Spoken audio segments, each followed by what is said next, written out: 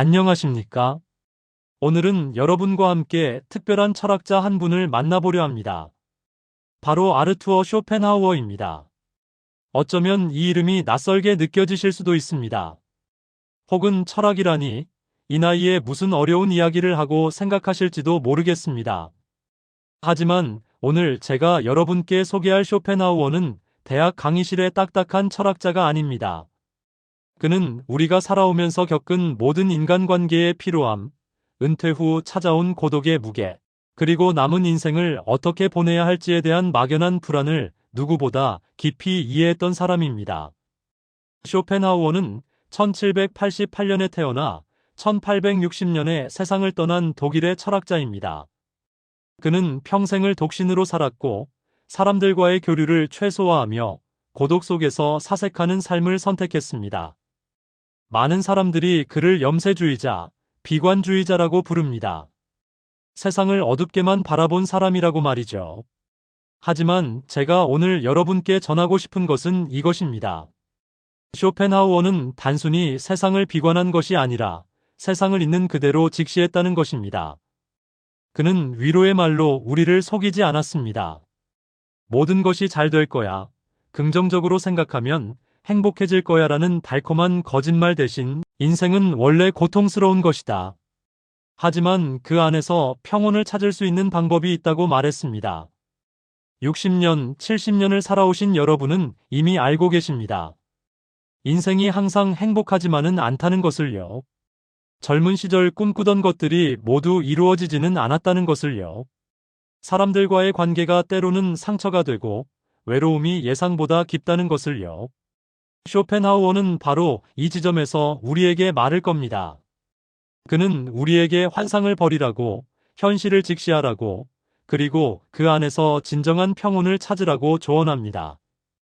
오늘 이 시간 여러분과 함께 쇼펜하우어가 남긴 인생의 지혜를 하나하나 살펴보면서 우리 각자의 남은 인생을 어떻게 품격 있고 평온하게 살아갈 수 있을지 함께 생각해보고자 합니다. 이것은 단순한 철학 강의가 아닙니다. 이것은 우리가 살아온 인생에 대한 재해석이고 앞으로 살아갈 인생에 대한 현명한 안내서입니다. 지금부터 차 한 잔 옆에 두시고 편안하게 들어주십시오. 오늘 이 시간이 여러분의 남은 인생을 조금 더 평온하고 지혜롭게 만드는 계기가 되기를 바랍니다. 챕터 1 인간관계의 지혜 마이너스 고슴도치의 거리두기. 쇼펜하우어는 그의 저서 여록과 보유에서 아주 유명한 비유 하나를 남겼습니다. 바로 고슴도치의 우화입니다. 추운 겨울날 고슴도치들이 서로의 체온으로 추위를 이겨내려고 가까이 모여듭니다. 하지만 너무 가까이 붙으면 서로의 가시에 찔려 아픕니다. 그래서 다시 떨어집니다. 하지만 떨어지니 또 춥습니다. 이렇게 고슴도치들은 가까워졌다 멀어졌다를 반복하면서 결국 서로에게 상처를 주지 않으면서도 적당히 따뜻함을 나눌 수 있는 거리를 찾아냅니다. 쇼펜하우어는 말합니다. 인간관계도 이와 같다고요. 우리는 외롭기 때문에 사람들과 가까워지려 하지만 너무 가까워지면 서로에게 상처를 주게 됩니다. 그래서 거리를 두지만 또 외로워집니다. 결국 우리가 찾아야 할 것은 바로 이 적당한 거리입니다.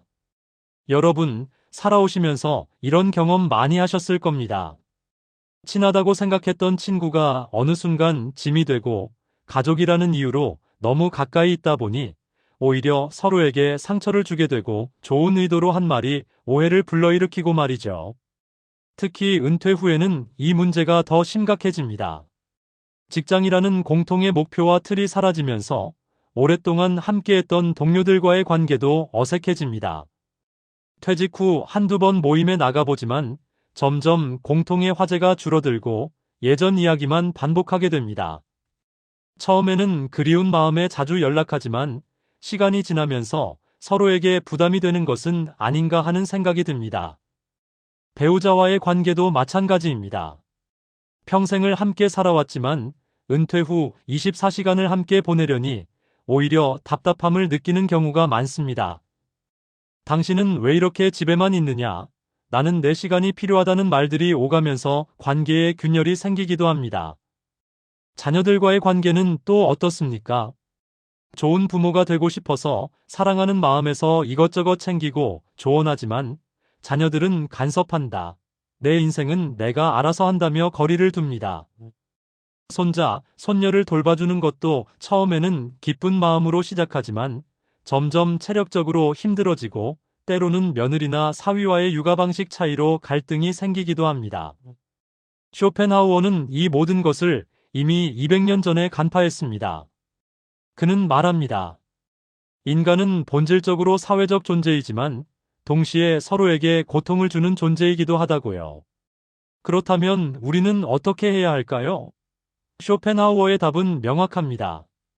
적당한 거리를 유지하라. 이것이 그의 첫 번째 인생 조언입니다. 하지만 여기서 중요한 것은 거리두기가 무관심이나 냉정함을 의미하는 것이 아니라는 점입니다. 쇼펜하우어가 말하는 거리두기는 오히려 상대방을 존중하는 행위입니다. 상대방의 영역을 인정하고 나의 영역도 지키면서 서로에게 상처 주지 않는 선에서 관계를 유지하는 것입니다. 구체적으로 어떻게 실천할 수 있을까요? 첫째, 모든 사람과 깊은 관계를 맺을 필요가 없다는 것을 인정하십시오. 젊었을 때는 친구가 많아야 한다. 인맥이 중요하다는 생각에 많은 사람들과 관계를 맺으려 했을 것입니다. 하지만 이제는 알고 계실 겁니다. 진짜 나를 이해하고 내가 편안함을 느끼는 사람은 그리 많지 않다는 것을요. 쇼펜하우어는 이렇게 말했습니다. 사교성은 우리의 빈곤함에서 비롯된다.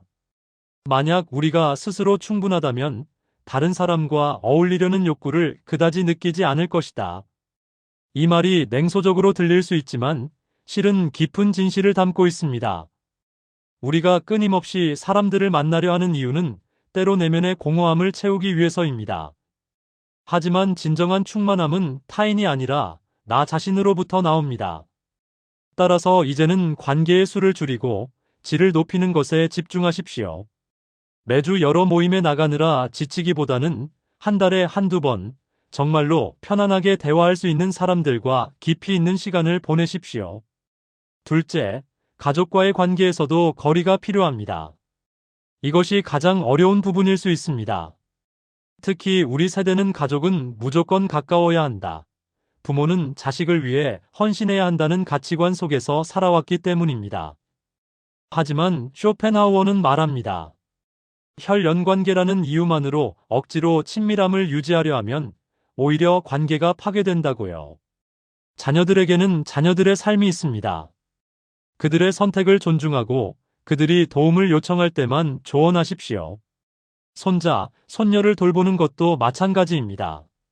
내가 할 수 있는 범위 내에서 기쁜 마음으로 할 수 있을 때만 하십시오. 의무감이나 죄책감으로 하다 보면 결국 그것이 관계를 해치게 됩니다. 배우자와의 관계에서도 각자의 시간과 공간이 필요합니다.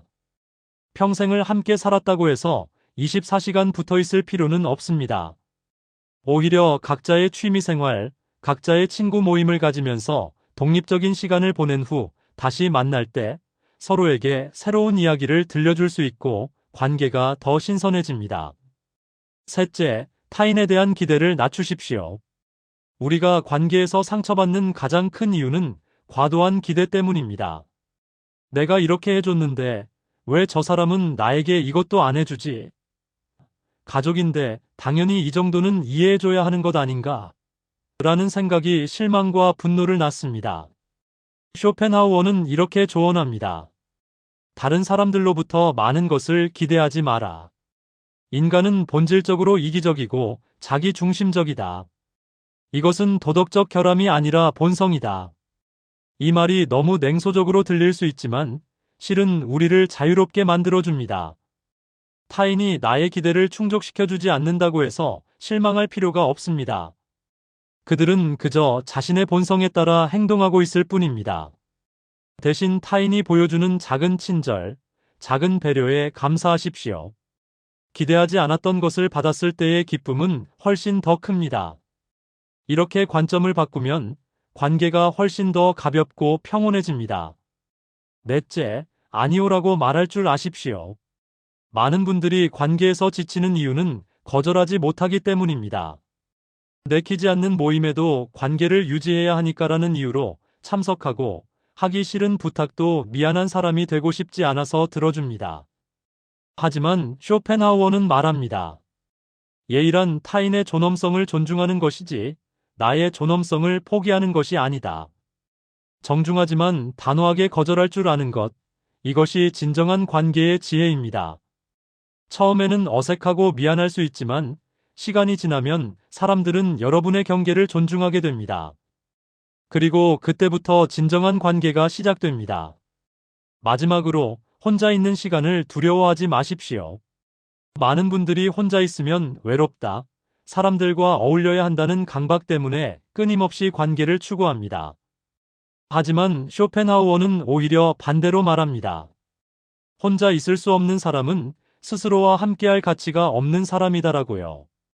이 말의 의미는 다음 챕터에서 더 깊이 다루겠지만 여기서 한 가지만 말씀드리겠습니다.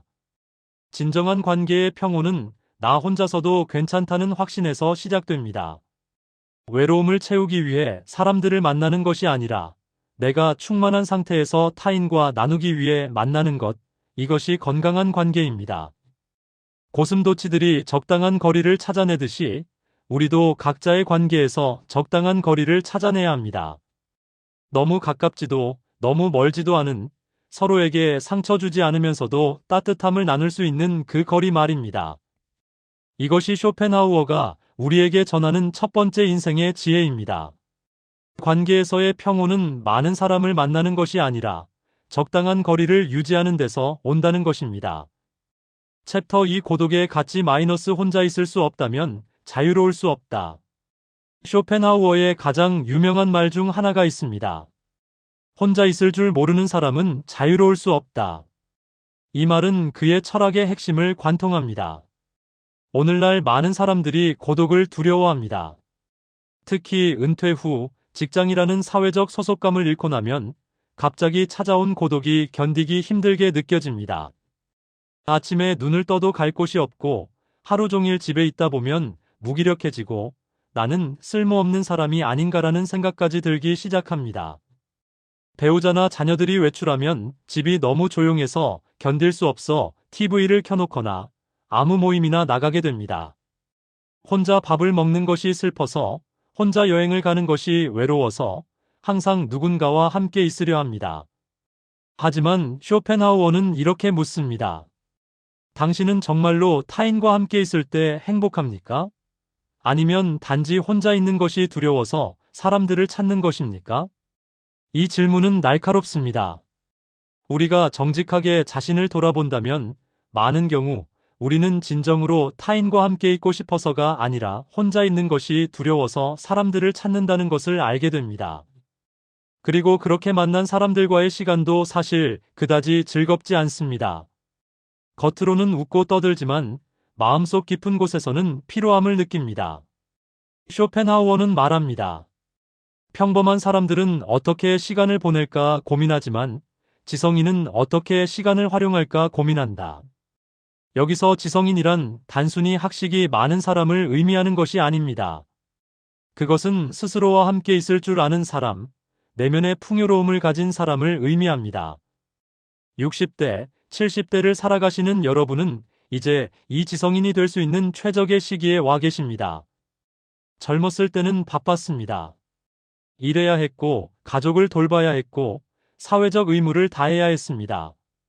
혼자 있을 시간도 스스로를 돌아볼 여유도 없었습니다. 하지만 지금은 다릅니다. 이제 여러분에게는 시간이 있습니다. 이 시간을 어떻게 사용하느냐가 남은 인생의 질을 결정합니다.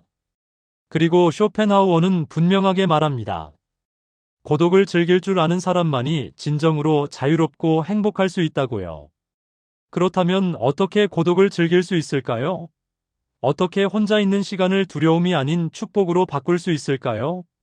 첫째, 고독과 외로움을 구분하십시오. 많은 사람들이 이 둘을 혼동합니다.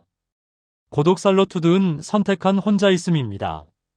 반면 외로움 롤리너스는 강요된 혼자 있음입니다. 고독은 평화롭지만 외로움은 고통스럽습니다. 쇼펜하우어가 말하는 것은 고독입니다. 스스로 선택해서 기꺼이 혼자 있는 시간 말입니다. 이 시간은 타인의 시선과 판단으로부터 자유로운 시간입니다.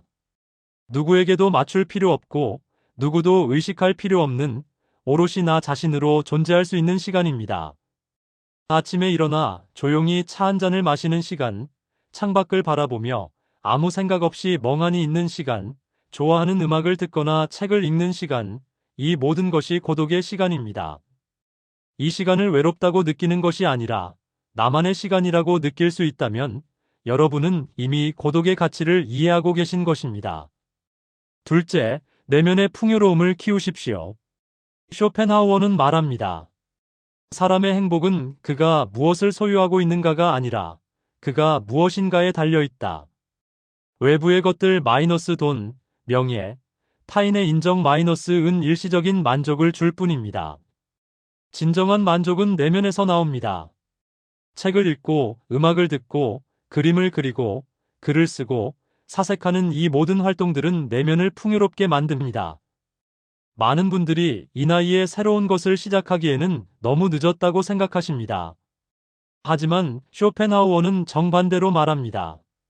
노년이야말로 지적 활동에 가장 적합한 시기다라고요.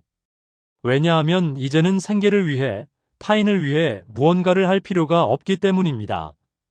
순전히 나 자신의 즐거움을 위해, 나의 내면을 풍요롭게 하기 위해 무언가를 할 수 있습니다.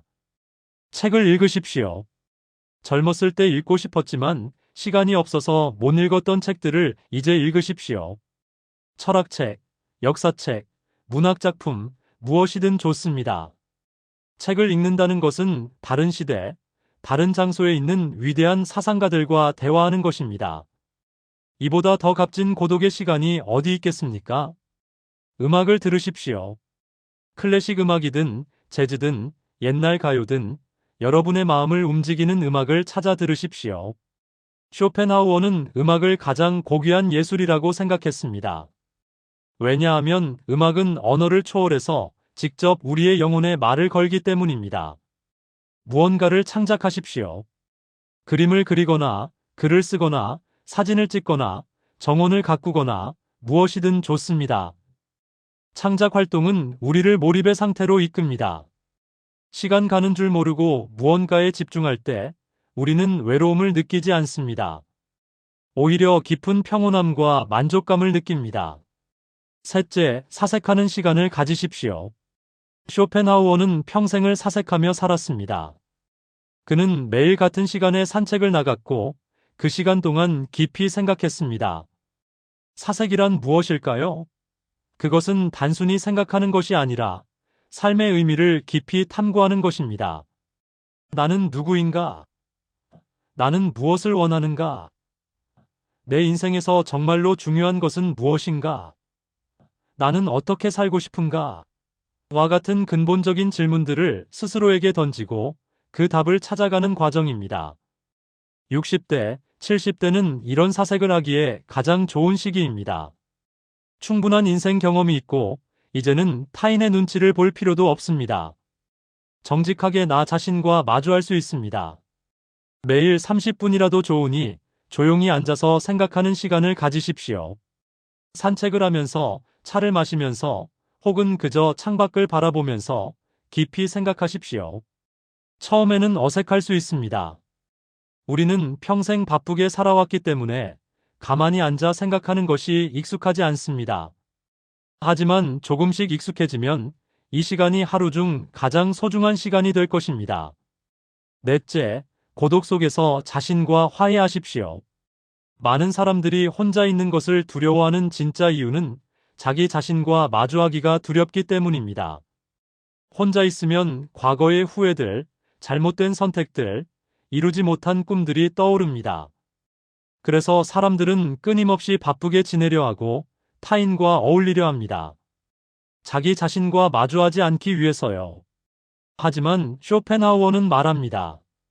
진정한 평온은 자기 자신을 받아들이는 데서 시작된다.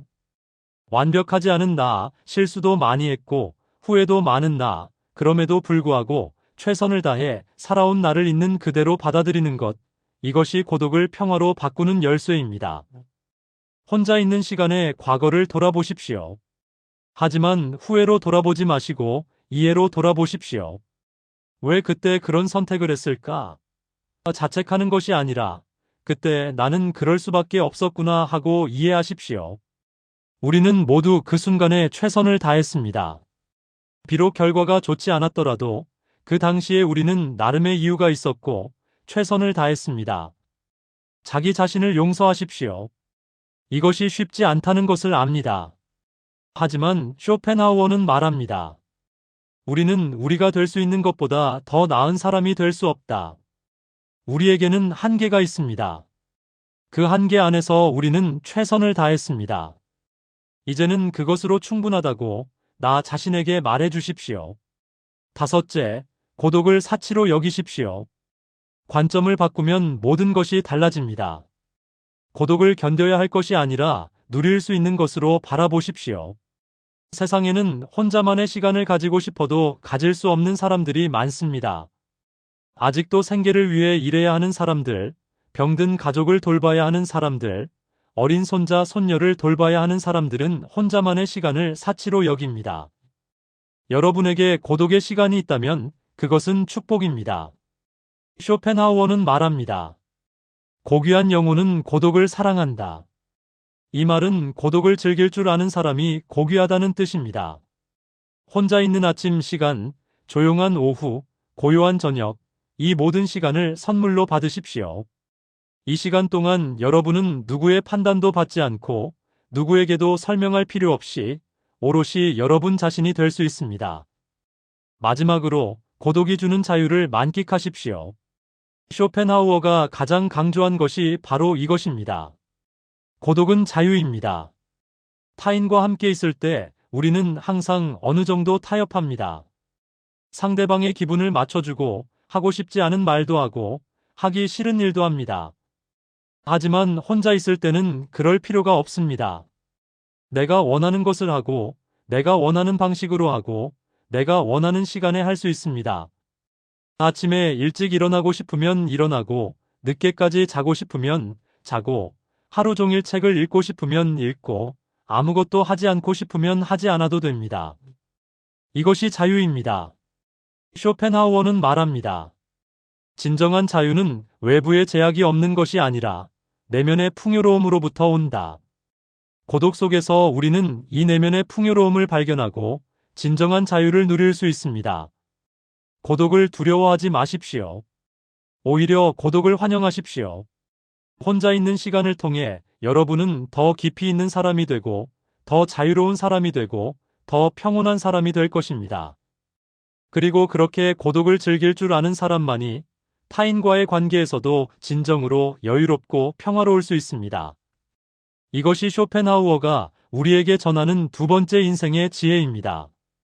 혼자 있을 줄 아는 사람만이 진정으로 자유롭다는 것입니다. 챕터 3 행복의 본질 마이너스 행복은 고통이 없는 상태일 뿐이다. 쇼펜하우어의 철학 중 가장 도발적이면서도 가장 깊은 통찰을 담고 있는 부분이 바로 행복에 대한 그의 관점입니다. 그는 이렇게 말했습니다. 행복이란 적극적인 무엇이 아니라 단지 고통과 권태가 없는 상태일 뿐이다. 처음 이 말을 들으면 너무 비관적으로 느껴질 수 있습니다. 행복이 단지 고통이 없는 것이라니요? 하지만 60년, 70년을 살아오신 여러분은 이미 이 말의 진실을 알고 계실 것입니다. 젊었을 때 우리는 행복을 적극적으로 추구했습니다. 이것만 이루면 행복할 거야. 저것만 손에 넣으면 만족할 거야 라고 생각했습니다. 좋은 직장, 좋은 배우자, 좋은 집, 자녀의 성공, 경제적 안정, 사회적 인정. 우리는 이 모든 것들을 하나씩 이루기 위해 노력했습니다. 그리고 실제로 많은 것들을 이루셨을 것입니다. 가정을 꾸리고 자녀를 키우고 직장에서 성공하고 집도 마련하고. 하지만 정직하게 돌아보면 이 모든 것을 이루는 순간 느꼈던 행복은 그리 오래가지 않았습니다. 쇼펜하우어는 이를 욕망의 진자운동이라고 설명합니다. 우리는 무언가를 원할 때 고통스럽습니다. 그래서 그것을 얻기 위해 노력합니다. 그리고 마침내 얻었을 때 잠시 동안 만족감을 느낍니다. 하지만 곧 그 만족감은 사라지고 새로운 욕망이 생겨납니다. 그래서 다시 고통스러워지고 다시 추구하고 이렇게 끝없이 반복됩니다. 예를 들어 볼까요? 은퇴 전에는 은퇴하면 행복할 거야. 더 이상 스트레스 받는 일을 안 해도 되니까라고 생각했습니다. 하지만 막상 은퇴하고 나니 권태로움이 찾아왔습니다. 할 일이 없으니 무기력해지고 나는 이제 쓸모없는 사람이구나라는 생각이 들었습니다. 혹은 자녀가 결혼하면 이제 내 의무는 다 했으니 편안할 거야라고 생각했지만 막상 자녀가 독립하고 나니 허전함이 밀려왔습니다. 그래서 이제는 손자 손녀를 바라보고 손주가 태어나면 행복할 거야라고 생각합니다. 하지만 손주가 태어나도 그 행복은 잠시뿐입니다. 곧 또 다른 걱정과 욕망이 생겨납니다. 쇼펜하우어는 이렇게 말합니다. 인생은 욕구와 충족 사이를 왕복하는 진자 운동이다. 욕구는 고통이고 충족은 권태다. 그래서 인생의 본질은 고통이다. 너무 어둡게 들리십니까? 하지만 쇼펜하우어는 여기서 멈추지 않습니다. 그는 우리에게 해결책을 제시합니다. 바로 욕망을 줄이는 것입니다. 쇼펜하우어는 말합니다. 행복의 비결은 많이 가지는 것이 아니라 적게 원하는 것이다. 우리가 원하는 것이 적을수록 채워지지 않는 욕망으로 인한 고통도 적어집니다. 그리고 작은 것에도 만족할 수 있게 됩니다. 60대, 70대를 사시는 여러분은 이제 이 지혜를 실천할 수 있는 최적의 시기에 와 계십니다. 젊었을 때는 많은 것을 원해야 했습니다. 생존을 위해, 가족을 위해, 사회적 성공을 위해 많은 것을 추구해야 했습니다. 하지만 이제는 다릅니다. 이제 여러분은 많은 것이 필요하지 않다는 것을 알고 계십니다. 구체적으로 어떻게 욕망을 줄이고 평온을 찾을 수 있을까요? 첫째, 비교를 멈추십시오. 우리가 불행한 가장 큰 이유는 타인과 비교하기 때문입니다. 쇼펜하우어는 이렇게 말했습니다. 우리의 행복은 우리가 가진 것에 의해 결정되는 것이 아니라 우리가 타인과 비교해서 얼마나 가졌는가에 의해 결정된다. 이웃집은 자녀가 더 성공했다. 친구는 더 큰 집에 산다. 동창은 은퇴 후에도 여전히 활발하게 활동한다. 이런 비교가 우리를 불행하게 만듭니다. 하지만 냉정하게 생각해 보십시오. 타인의 삶이 정말로 그렇게 완벽할까요? 우리는 타인의 겉모습만 보고 판단합니다. 그들의 내면에 어떤 고통이 있는지, 어떤 문제를 안고 있는지는 알지 못합니다. 쇼펜하우어는 말합니다. 우리는 타인을 부러워하지만 만약 그들의 인생 전체를 우리와 바꿀 수 있다면 대부분의 경우 우리는 거절할 것이다. 각자의 인생에는 각자의 무게가 있습니다. 겉으로 보기에 행복해 보이는 사람도 나름의 고통을 안고 있습니다. 따라서 타인과 비교하는 것을 멈추십시오. 대신 과거의 나 자신과 비교하십시오. 10년 전의 나보다 지금의 내가 더 평온해졌는가? 더 지혜로워졌는가? 더 감사할 줄 아는 사람이 되었는가? 이것이 진정한 비교입니다. 둘째, 욕망의 근원을 파악하십시오. 많은 경우 우리의 욕망은 진정으로 우리가 원하는 것이 아니라 사회가 우리에게 원하라고 강요한 것입니다. 예를 들어 손주를 봐야 한다. 노후에도 활발하게 활동해야 한다. 건강해야 한다. 젊어 보여야 한다 같은 것들은 정말로 우리 자신의 욕망일까요?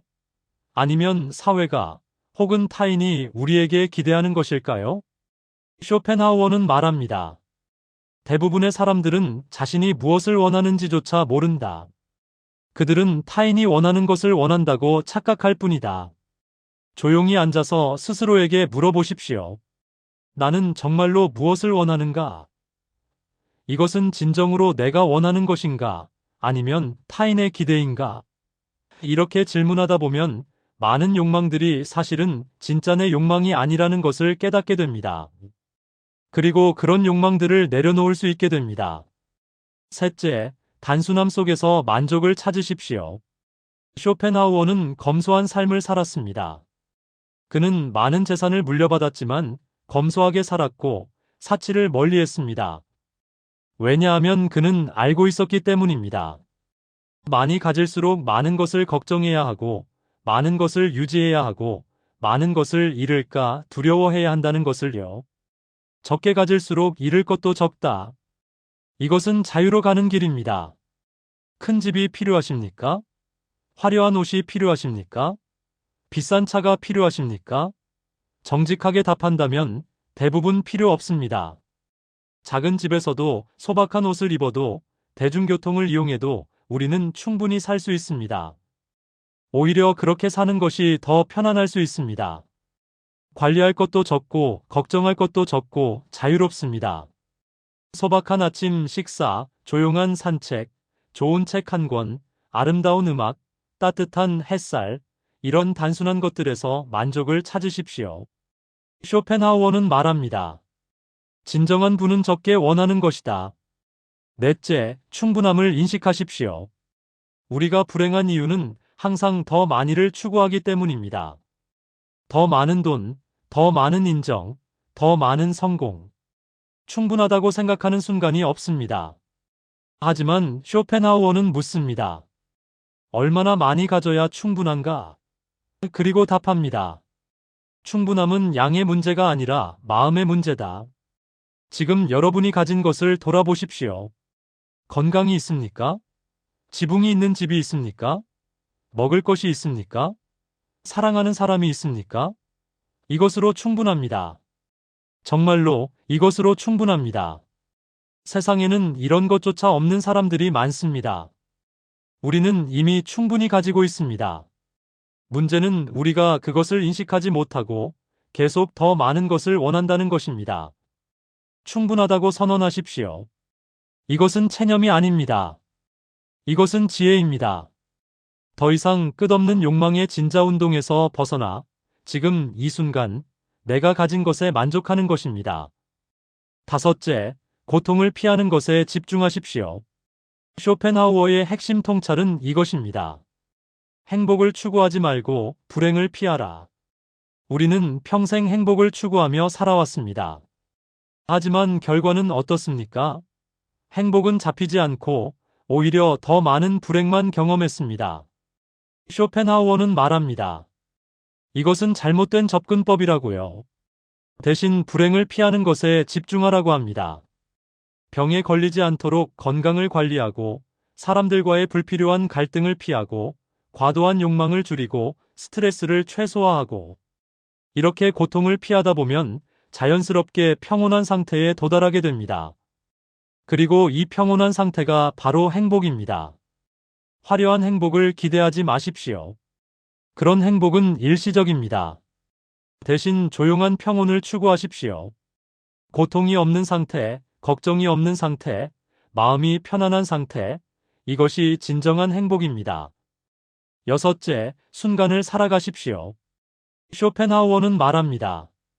우리는 항상 미래를 생각하거나 과거를 후회하면서 정작 현재를 살지 못한다. 노년에 특히 이런 경향이 강합니다.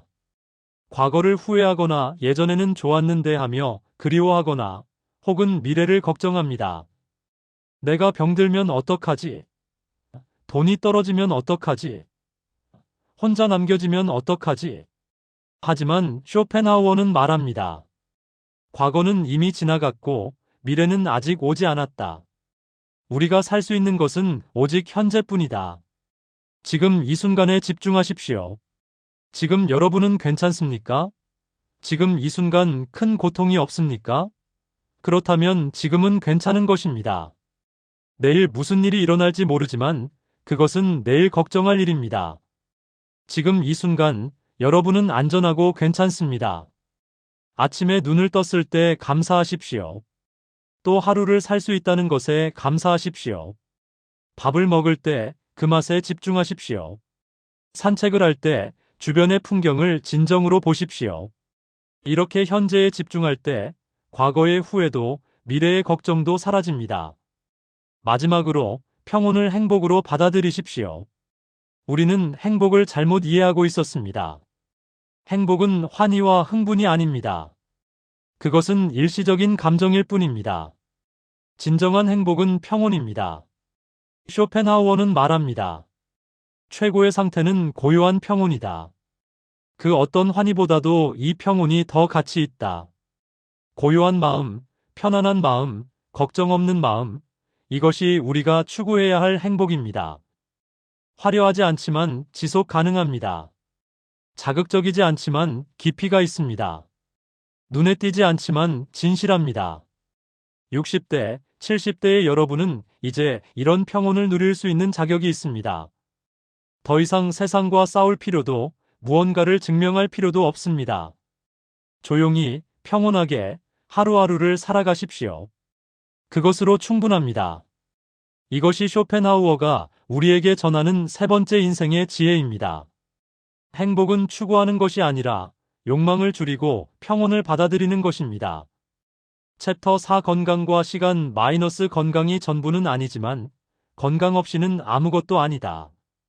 쇼펜하우어는 행복론에서 이렇게 말했습니다. 건강은 행복의 구할을 차지한다. 그는 또한 건강한 거지가 병든 왕보다 행복하다고도 했습니다. 젊었을 때는 이 말의 의미를 제대로 이해하지 못합니다. 건강을 당연하게 여기고 건강을 희생하면서까지 돈을 벌고 성공을 추구합니다. 나중에 쉬면 되지, 젊을 때 고생은 사서도 한다며 무리를 합니다. 하지만 60대, 70대가 되면 알게 됩니다. 건강의 소중함을요. 아침에 일어날 때 몸이 뻐근하고 계단을 오르면 숨이 차고 작은 병 하나에도 회복이 오래 걸리는 것을 경험하면서 비로소 쇼펜하우어의 말이 무슨 뜻인지 깨닫게 됩니다. 쇼펜하우어는 건강을 가장 중요한 재산이라고 보았습니다. 아무리 많은 돈이 있어도, 아무리 높은 지위가 있어도 건강하지 않으면 그 무엇도 즐길 수 없기 때문입니다. 병상에 누워있는 사람에게 부와 명예가 무슨 의미가 있겠습니까? 하지만 쇼펜하우어의 건강에 대한 조언은 단순히 건강하게 살아라는 것이 아닙니다. 그는 더 깊이 있는 통찰을 제공합니다. 첫째, 건강은 유지하는 것이지 회복하는 것이 아닙니다. 젊었을 때는 건강을 해치더라도 금방 회복됩니다. 밤을 새워도, 과음을 해도, 무리를 해도 며칠 쉬면 괜찮아집니다. 하지만 나이가 들수록 회복력은 떨어집니다. 쇼펜하우어는 말합니다. 건강을 잃기는 쉽지만 되찾기는 어렵다. 특히 나이가 들수록 더욱 그러하다. 따라서 이제는 건강을 회복하려고 하지 말고 유지하는 데에 집중해야 합니다. 무리하지 마십시오. 이 정도는 괜찮겠지 하는 생각으로 무리하다가 결국 건강을 해치는 경우가 많습니다. 피곤하면 쉬십시오. 몸이 신호를 보내면 그 신호를 무시하지 마십시오. 규칙적인 생활을 하십시오. 쇼펜하우어는 평생을 규칙적으로 살았습니다. 매일 같은 시간에 일어나고, 같은 시간에 산책하고, 같은 시간에 식사했습니다. 이런 규칙성이 건강을 유지하는 가장 좋은 방법입니다. 둘째, 건강은 몸만의 문제가 아니라 마음의 문제이기도 합니다. 쇼펜하우어는 말합니다. 우리가 세상을 어떻게 보는가는 우리의 건강 상태에 크게 영향을 받는다. 건강할 때는 세상이 밝게 보이지만 아플 때는 모든 것이 어둡게 보입니다. 작은 문제도 크게 느껴지고 사소한 일에도 짜증이 납니다. 반대로 마음이 평온하면 몸도 건강해집니다. 스트레스를 줄이십시오. 노년의 건강을 해치는 가장 큰 요인 중 하나가 스트레스입니다. 자녀 걱정, 경제 걱정, 건강 걱정. 이런 걱정들이 스트레스가 되고 스트레스가 병을 부릅니다. 쇼펜하우어는 말합니다. 걱정의 대부분은 일어나지 않는 일에 대한 것이다. 우리가 걱정하는 일의 90%는 실제로 일어나지 않습니다. 그런데도 우리는 그 걱정으로 현재를 망칩니다. 걱정을 줄이는 가장 좋은 방법은 통제할 수 있는 것과 통제할 수 없는 것을 구분하는 것입니다.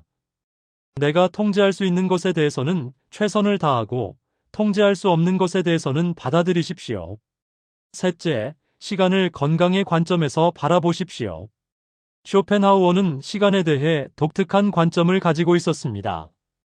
그는 말합니다. 인생은 짧지 않다. 우리가 그것을 낭비할 뿐이다. 60대, 70대가 되면 남은 시간이 얼마 없다는 생각에 조급해지는 경우가 많습니다. 이것도 해야 하는데 저것도 하지 못했는데 하면서 불안해합니다. 하지만 쇼펜하우어는 묻습니다. 당신은 정말로 시간이 부족한가? 아니면 시간을 낭비하고 있는가? 우리는 의미 없는 일에 많은 시간을 씁니다. 별로 보고 싶지도 않은 TV 프로그램을 보고, 별로 만나고 싶지도 않은 사람들을 만나고, 별로 중요하지도 않은 일에 신경 쓰면서 시간을 보냅니다. 쇼펜하우어는 말합니다. 시간을 아끼는 가장 좋은 방법은 의미 있는 일에만 시간을 쓰는 것이다. 여러분에게 정말로 의미 있는 것이 무엇입니까? 그것에 시간을 쓰십시오. 나머지는 과감하게 버리십시오. 건강의 관점에서 보면 시간은 더욱 소중합니다.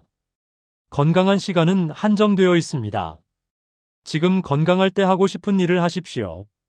나중에라고 미루지 마십시오. 나이가 들수록 나중에는 오지 않을 수 있습니다. 넷째, 건강을 위한 가장 좋은 운동은 걷기입니다. 쇼펜하우어는 매일 2시간씩 걸었습니다. 비가 오나 눈이 오나 매일 같은 시간에 같은 길을 걸었습니다. 그는 말합니다. 걷기는 몸뿐만 아니라 마음에도 좋다. 걸으면서 생각이 정리되고 영감이 떠오르고 마음이 평온해진다. 여러분도 매일 걸으십시오. 멀리 갈 필요도 없고 빨리 걸을 필요도 없습니다. 그저 매일 30분이라도 좋으니 밖에 나가서 걸으십시오. 햇볕을 쉬고 신선한 공기를 마시고 주변을 바라보면서 천천히 걸으십시오. 걷기는 단순한 운동이 아닙니다. 그것은 명상이고 사색이고 자연과의 교감입니다. 걸으면서 여러분은 몸도 건강해지고 마음도 평온해질 것입니다. 다섯째, 절제가 건강의 비결입니다. 쇼펜하우어는 검소하고 절제된 삶을 살았습니다. 과식하지 않았고 과음하지 않았고 과도한 욕망을 추구하지 않았습니다. 그는 말합니다. 건강의 가장 큰 적은 과도함이다. 과식, 과음, 과로, 과욕. 모든 과도함이 건강을 해친다. 노년에는 특히 절제가 중요합니다.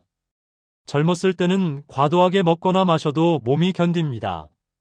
하지만 나이가 들면 소화력도 떨어지고 회복력도 떨어집니다. 적게 먹으십시오. 배부르게 먹지 말고 70-80% 정도만 채우십시오. 쇼펜하우어는 과식은 건강의 가장 큰 적이라고 했습니다. 특히 저녁은 가볍게 드십시오. 술은 절제하십시오. 쇼펜하우어는 술을 완전히 금하지는 않았지만 과음을 경계했습니다. 가끔 적당히 마시는 것은 괜찮지만 자주 많이 마시는 것은 건강을 해칩니다. 욕심을 절제하십시오. 건강에 대한 욕심도 마찬가지입니다. 너무 건강해지려고 무리하거나 지나치게 많은 건강식품을 먹거나 과도한 운동을 하는 것도 오히려 해가 될 수 있습니다. 적당함이 최선입니다. 여섯째, 수면을 소중히 하십시오. 쇼펜하우어는 수면을 매우 중요하게 여겼습니다. 그는 말합니다. 수면은 우리 몸과 마음을 회복시키는 가장 중요한 시간이다. 나이가 들면 잠이 줄어든다고 합니다. 하지만 그렇다고 해서 수면이 덜 중요한 것은 아닙니다. 오히려 노년에는 질 좋은 수면이 더욱 중요합니다. 규칙적으로 자고 일어나십시오. 매일 같은 시간에 잠자리에 들고 같은 시간에 일어나십시오. 이런 규칙성이 수면의 질을 높입니다. 낮잠을 활용하십시오. 밤에 충분히 자지 못했다면 낮에 20-30분 정도 짧게 자는 것도 좋습니다. 쇼펜하우어도 오후에 짧은 낮잠을 잤다고 합니다.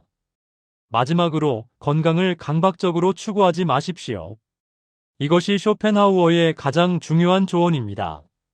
건강은 중요하지만 건강에 집착하는 것은 오히려 건강을 해칩니다. 쇼펜하우어는 말합니다. 건강을 지키려는 노력이 지나치면 그 자체가 병이 된다. 작은 증상에도 불안해하고 끊임없이 병원을 찾고 건강검진 결과에 일희일비하고 온갖 건강정보에 휘둘리는 것, 이것은 건강한 태도가 아닙니다. 물론 정기적인 건강검진은 필요합니다.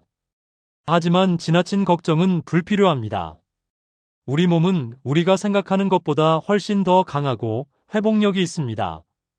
작은 불편함은 나이 들면 당연한 것입니다. 그것을 받아들이십시오. 쇼펜하우어는 이렇게 말합니다. 건강의 비결은 건강을 잊고 사는 것이다. 건강을 유지하기 위한 기본적인 노력 마이너스 규칙적인 생활, 적당한 운동, 절제된 식사 마이너스를 하되 건강에 집착하지 마십시오. 그리고 삶을 즐기십시오. 이것이 쇼펜하우어가 우리에게 전하는 네 번째 인생의 지혜입니다. 건강은 중요하지만 건강에 집착하지 말고 절제되고 규칙적인 삶 속에서 자연스럽게 유지하라는 것입니다.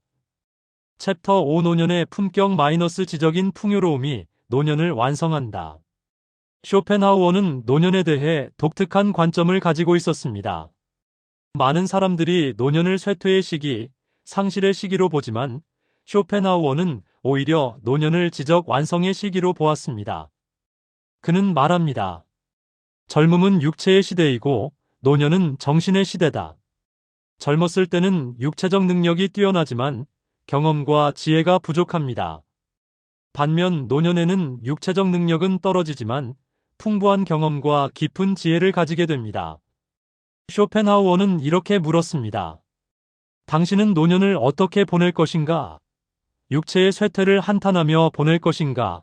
아니면 정신의 풍요로움을 즐기며 보낼 것인가? 60대, 70대의 여러분은 지금 선택의 기로에 서 있습니다. 잃어버린 것들 마이너스 젊음, 건강, 직장, 사회적 지위 마이너스을 한탄하며 살 수도 있고 얻은 것들 마이너스 경험, 지혜, 자유, 시간 마이너스를 즐기며 살 수도 있습니다. 쇼펜하우어는 분명하게 말합니다. 노년의 품격은 지적인 풍요로움에서 나온다.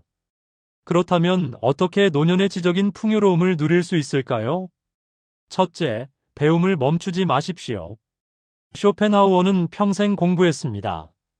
그는 72세에 세상을 떠날 때까지 책을 읽고 글을 쓰고 사색했습니다. 나이가 들었다고 배움을 멈춘 적이 없습니다. 그는 말합니다. 배움에는 나이가 없다. 오히려 나이가 들수록 배움은 더욱 즐겁다. 젊었을 때는 시험을 위해, 직업을 위해 배웠지만 노년에는 순전히 즐거움을 위해 배울 수 있기 때문이다. 새로운 것을 배우십시오. 평생 하고 싶었지만 시간이 없어서 못했던 것을 이제 하십시오. 악기를 배우고 싶었습니까? 배우십시오. 그림을 그리고 싶었습니까? 그리십시오. 새로운 언어를 배우고 싶었습니까? 배우십시오. 이 나이에 무슨 이라는 생각을 버리십시오. 나이는 핑계입니다. 90세에 대학에 입학한 사람도 있고 80세에 마라톤을 시작한 사람도 있습니다. 중요한 것은 나이가 아니라 의지입니다. 책을 읽으십시오. 쇼펜하우어는 독서를 가장 중요한 지적 활동으로 여겼습니다. 그는 말합니다. 책을 읽는다는 것은 다른 사람의 머리로 생각하는 것이 아니라 자신의 생각을 풍부하게 하는 것이다. 어떤 책을 읽어야 할까요? 쇼펜하우어는 고전을 권합니다. 시대를 초월해서 사랑받는 책, 수백 년 동안 살아남은 책, 이런 책들에는 이유가 있습니다. 그 안에는 인간의 본질에 대한 깊은 통찰이 담겨 있습니다. 플라톤, 아리스토텔레스, 칸트, 괴테, 셰익스피어. 이런 위대한 사상가들의 책을 읽으십시오. 처음에는 어려울 수 있습니다. 하지만 천천히 한 페이지씩 읽다 보면 점점 이해가 깊어지고 그 속에서 삶의 지혜를 발견하게 됩니다. 물론 가벼운 책도 좋습니다. 소설, 수필, 시집, 마음을 편안하게 해주는 책도 필요합니다. 중요한 것은 꾸준히 읽는 것입니다. 둘째, 사색하는 시간을 가지십시오. 쇼펜하우어의 철학의 핵심은 사색입니다. 그는 매일 2시간씩 산책하면서 깊이 생각했고 그 생각들을 글로 남겼습니다. 나이가 들수록 사색은 더욱 중요해집니다. 우리에게는 이제 충분한 인생 경험이 있습니다.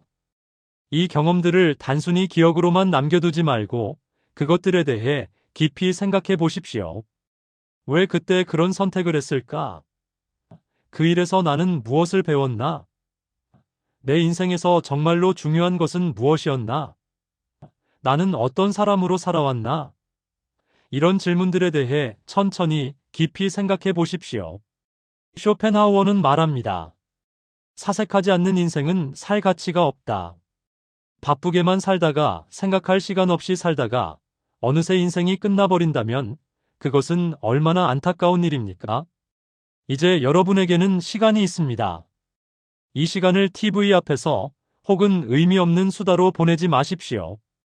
조용히 앉아서 혹은 걸으면서 깊이 생각하십시오. 그 사색의 시간이 여러분의 노년을 풍요롭게 만들 것입니다. 셋째, 글을 쓰십시오. 쇼펜하우어는 평생 글을 썼습니다. 그의 저작들은 지금도 전 세계에서 읽히고 있습니다. 물론 여러분이 철학서를 쓸 필요는 없습니다. 하지만 자신의 생각을 글로 남기는 것은 매우 의미 있는 일입니다. 일기를 쓰십시오.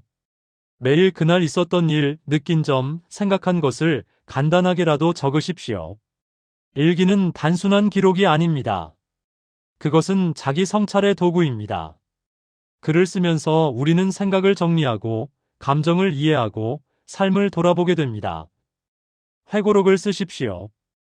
여러분의 인생 이야기를 글로 남기십시오. 어린 시절의 추억, 젊은 날의 고생, 가정을 꾸리고 자녀를 키운 이야기, 일하면서 겪은 일들. 이 모든 것이 소중한 이야기입니다.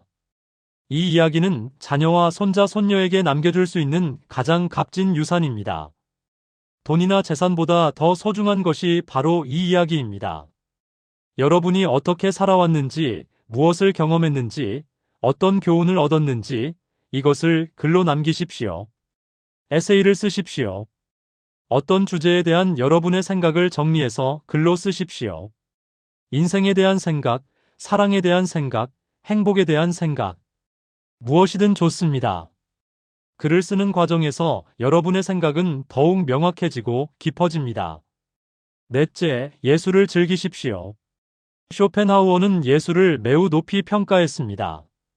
특히 음악을 가장 고귀한 예술로 여겼습니다. 그는 말합니다.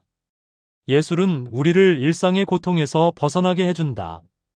예술 속에서 우리는 순수한 인식의 상태에 이르고 의지의 고통에서 해방된다. 음악을 들으십시오.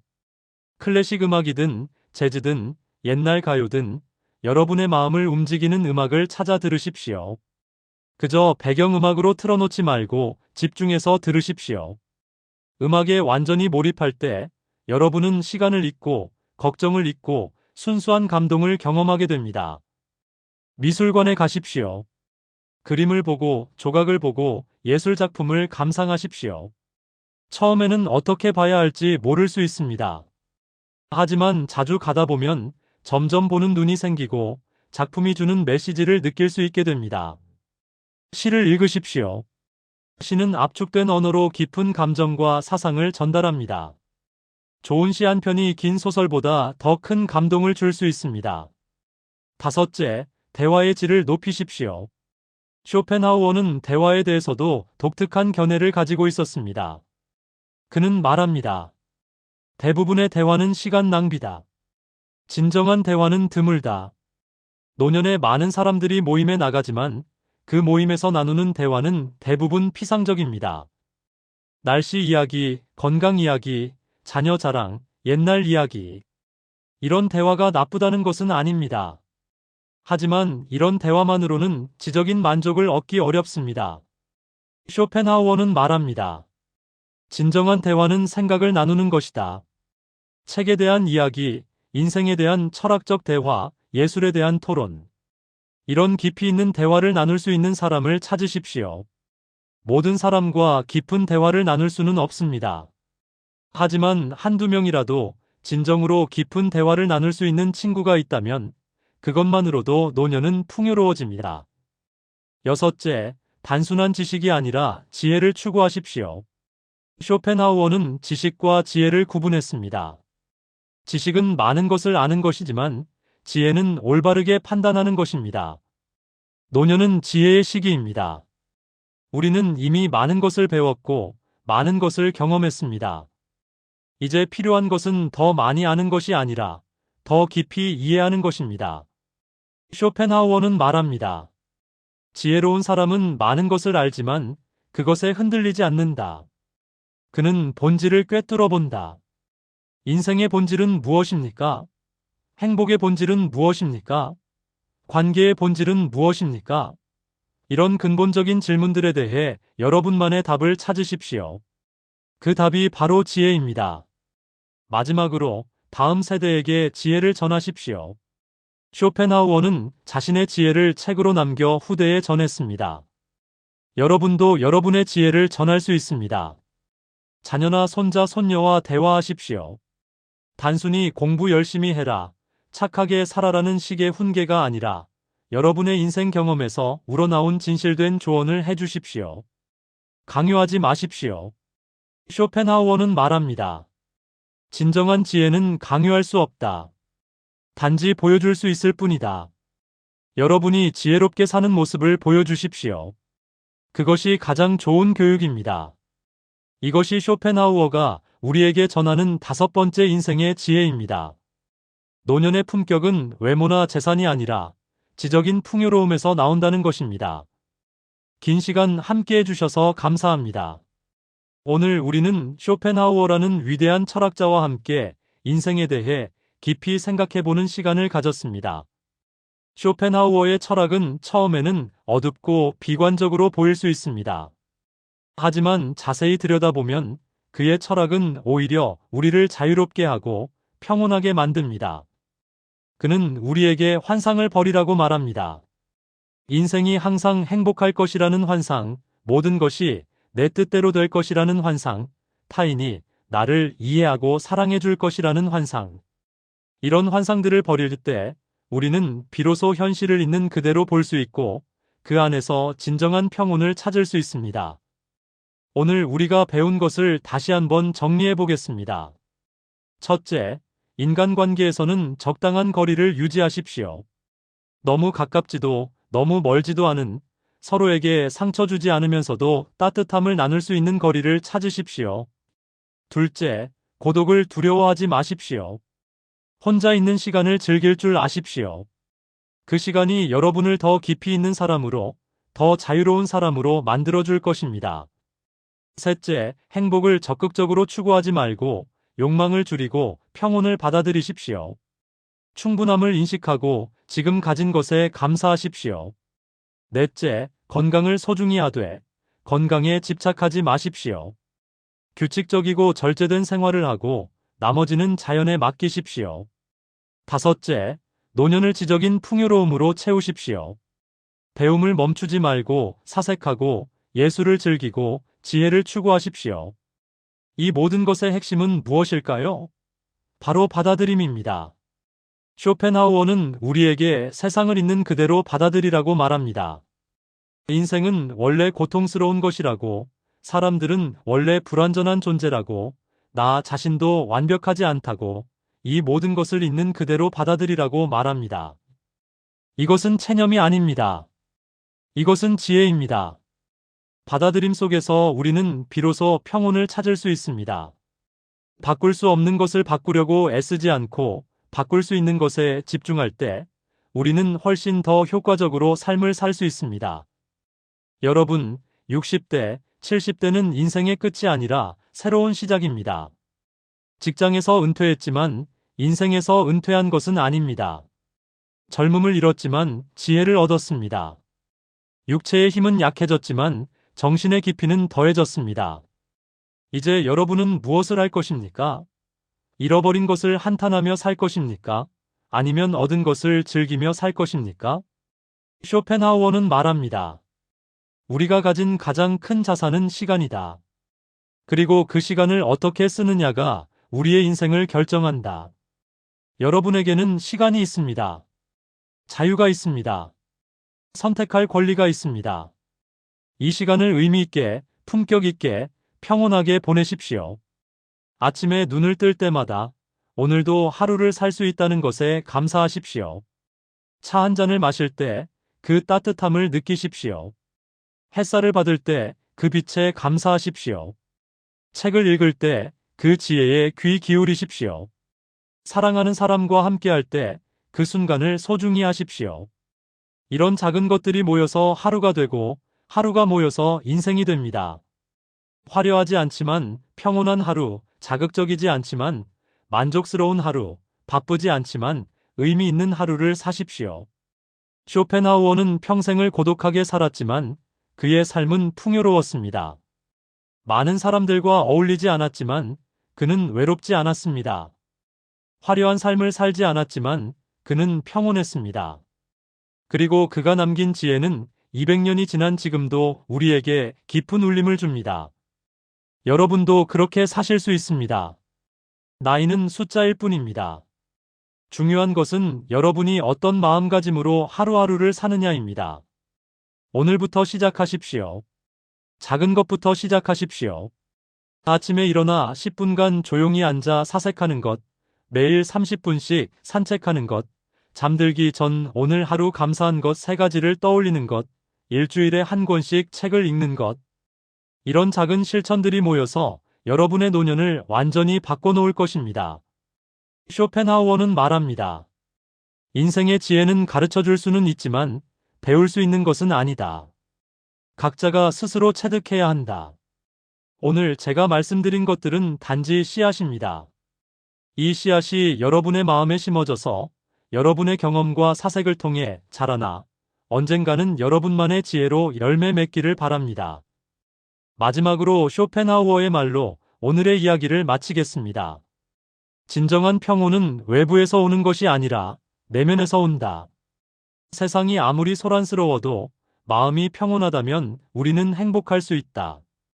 여러분의 남은 인생이 평온하고 품격 있기를 진심으로 바랍니다.